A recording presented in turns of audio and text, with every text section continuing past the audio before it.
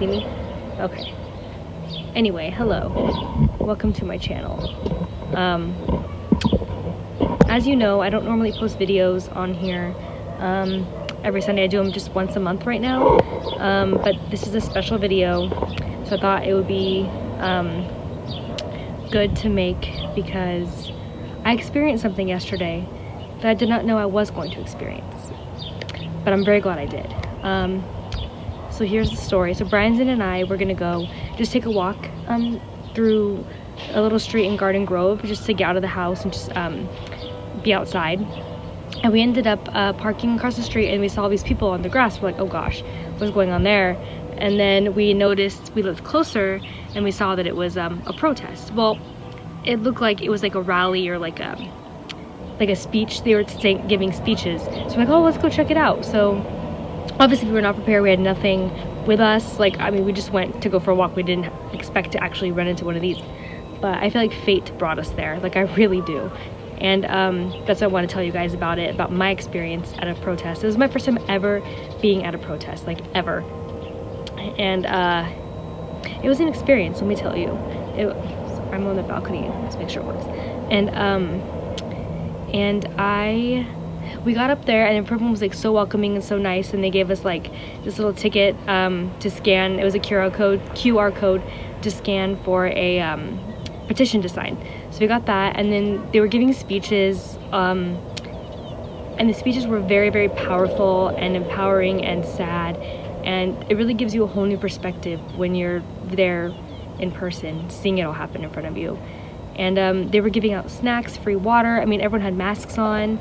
Everyone was like keeping their distance, like you were pretty much with the people you came with. It was very well organized, and I didn't feel scared at all when it comes to coronavirus, whatever. I felt really safe and very like they were organizing with safety in mind, which is really good. So we went to the rally part, and we heard all the speeches, and then after that they were like, okay guys, make sure you hydrate, stay social distance apart, and we're going to now start walking. So we were like, oh, let's join them, like obviously. So it was a march, and we marched down Euclid Street in Garden Grove and Anaheim area, and we went like all the way down to this intersection, and it was really powerful. Like, I've never done this before, and I've always thought how it would be to do it, and it was very, very empowering and very powerful. And we were chanting things in the street and trying to get people's attention, and cars were honking like in support of it, which was great. There was like hardly anyone honking like in a derogatory way or whatever, but they were all honking in support of it and like, you know, shouting things out and stuff like that. And it was really cool to see that camaraderie around us. But so we went to one intersection that was pretty big, and so we kind of stopped. Like, there were policemen like behind us or whatever, stopping traffic that way, and then they had like leaders, like peacekeepers is what they were called, and they stood in the intersection like streets, and they were able to stop the cars. And then the cars were really, for the most part, very at that point very cooperative. And so we're standing there in this one intersection. This is when the crazy part happens, that if you follow Brandon on Facebook, you saw Brandon's post about it. But basically all the cars were stopped, and there was this one white car that came down the street barreling towards us on the wrong side of the street. Hold on.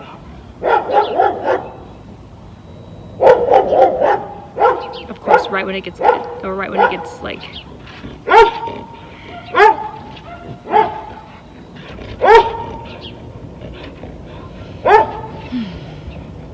every time.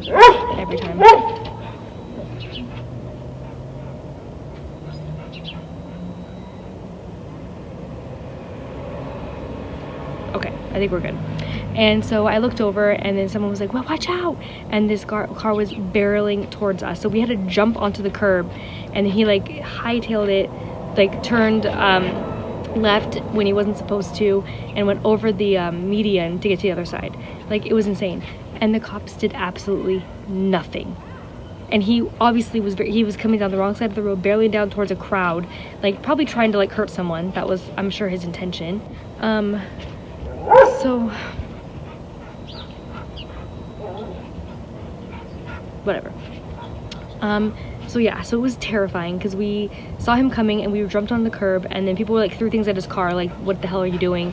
And he like sped off, and the cop did absolutely nothing, and they were standing there, and they were sitting in their car on the other side, nothing. And he obviously did something super illegal, and I just don't understand why they wouldn't do anything to him. Like, he was obviously against Black Lives Matter, and that pisses me off so much. He could have like easily hurt or killed someone, and it's just utterly crazy that happened. And I just can't even imagine going through what they go through all the time. Like, it really, being a part of this, I'll talk more about it after, but so after that, we were there for a little bit longer, then we walked back to another area, and then we were stopped at this other area, and the police were all like lined up and in like riot gear, like no joke. Like, this was a peaceful protest, like no one had, like nothing bad was happening, like literally we were just like chanting, trying to get these rights to be equal, you know? And seeing them all standing there was just, it was insane. And people were honking, I think, to get, like, they were mad that we were blocking it, but like, whatever, it's a protest, that's what you do. So after that happened, it was like, then the cops started saying that you have 10 minutes to disperse, this is unlawful assembly, which is bullshit because everyone has the right to protest. And there were masks being worn, and it was social distance and everything like that, and it was, it just pisses me off so much. And so we left after that. That just makes me so upset because they are like, voices are being silenced by cops and by just like racist people, and it's like, we don't want to listen. And it's really upsetting because, like, actually being in that atmosphere with them, and I've seen it, you know, I know what they're going through, I have no idea what they're going through, like, personally, but I know they're going through stuff, and that's why I just want to be there for them. It's just really annoying, and I can't even fathom what they're actually going through on a day-to-day basis. And these people are literally going through shit all the time just because of the color of their skin. Like, I just do not understand why that's still happening or why that ever happened. Like, I don't. And I just want to be a voice for them. And luckily I can do that, like, on here. I'm not like a, you know, like a YouTuber per se, where people like actually watch this, like a lot of people. But I have a platform, which is here. So I can voice my opinions, I can voice for them, as well as amplify their voices. So that's what I'm trying to do now with this video, and explain what a protest is like. And as you see, I've inserted some clips too of what was happening, and like pictures in the video. So I mean, that's awesome that we got that, so you can kind of see what it was like.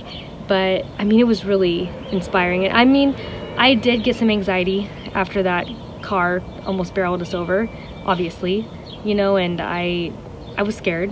But I was also very, very angry and upset that it happened, that someone actually did that to a peaceful protest.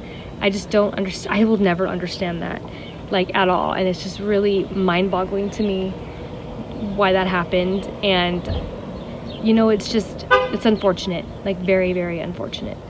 And I cannot fathom why someone would think to do that. And after the cops like dispersed us, we went back to the main meeting area, and they had more stories and George Floyd tributes and Breonna Taylor tributes, and it was just like very, very touching and heartwarming, and so safe, and so like such a safe place to be. And you're around all these people that think like you and stuff, and it's just really cool being a part of that, like, in person. And I have, like I said, never been to one before, so it was just a really cool experience in general, being a part of a movement. Like, this is a movement that is happening right now, and it's just really sad that this is still happening. And with our current administration, I'm just gonna say it, they are effing up this country so much, and I see it everywhere, and it's just really, really depressing. And you have to get out there and vote in November. You have to. If you're not registered to vote now, and make your voice be heard, because it's just gonna get worse if we don't. and I'm utterly terrified of what could happen if he gets reelected again. And I'm already scared now of this country. Like, I'm no joke. Like, I'm scared because we have Black Lives Matter being like thrown, you know, away by people. We have the mask issue, which shouldn't even be an issue in my opinion, but that's a whole different story. Trust me, for a different day. It's just really, really heart-wrenching that people are going through this just because of the color of their skin. And being around them, being involved in this movement now, it's just, and you really do understand like your privilege, like you really, but like I want to use it for good, you know. I don't want to be silent. I want to, you know, be anti-racist, and that's what you have to be. You have to be not just not racist, you have to be anti-racist. That is the key word right there, anti-racist. Where if you see it happening, say something, report it, whatever you can. Just donate, vote, like let your voice be heard. Let your voice be heard for them, you know, and amplify their voices. Just, we have to just be there for each other, all of us. It's just, it's too much to bear, and I really want to be an advocate for them no matter what. And I think that protest really did show me a whole other side.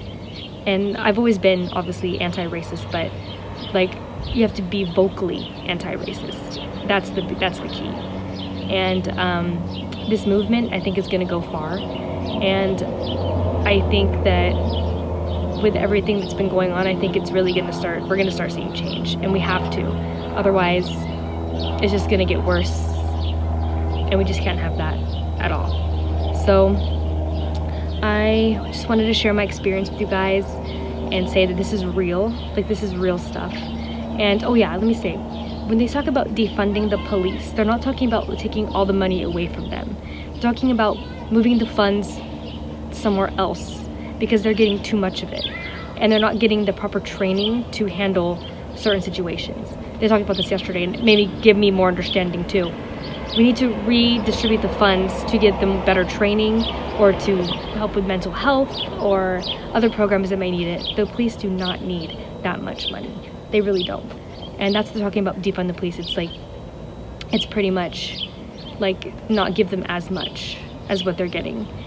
And it's just, I don't know, it's just very, very, it's very depressing and very gut-wrenching to be among that and see what they're doing and hear the cops say what they're saying. And the fact that Breonna Taylor's cop killers have not been arrested yet is utterly disgusting.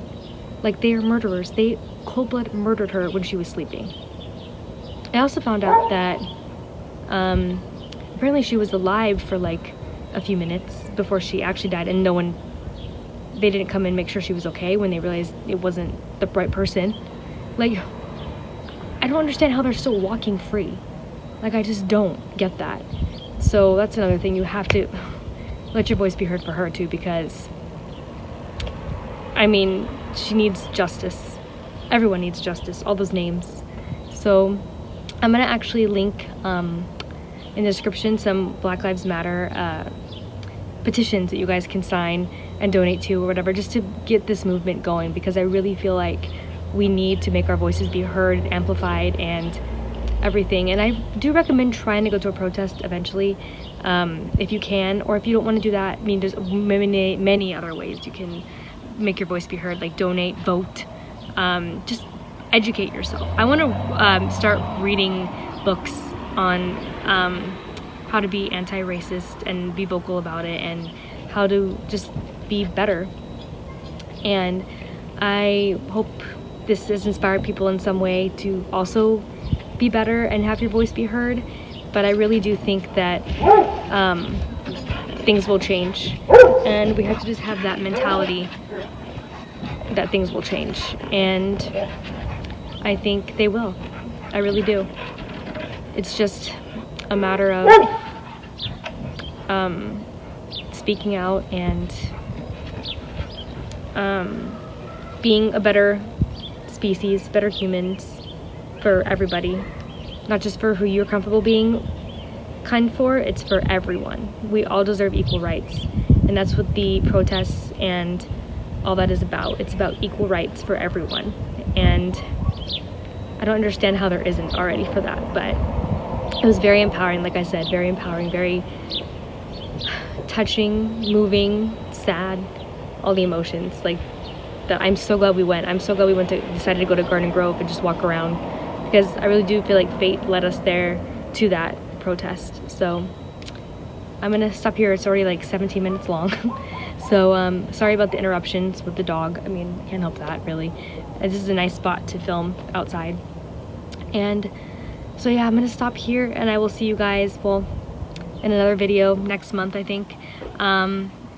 Please subscribe to the channel if you're not already, and let me know if you have any questions, or if you want me to do another video kind of like this, because I'm gonna really educate myself and be a better human as well. Like, we all have to strive to be a better human. So I love you guys so much. Thanks for watching, or listening, I guess, and I will see you in the next one. Bye.